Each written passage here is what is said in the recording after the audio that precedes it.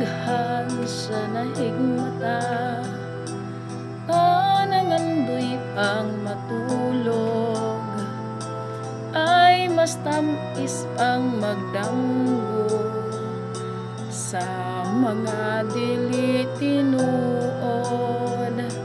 Ang saksi sa kamatuoran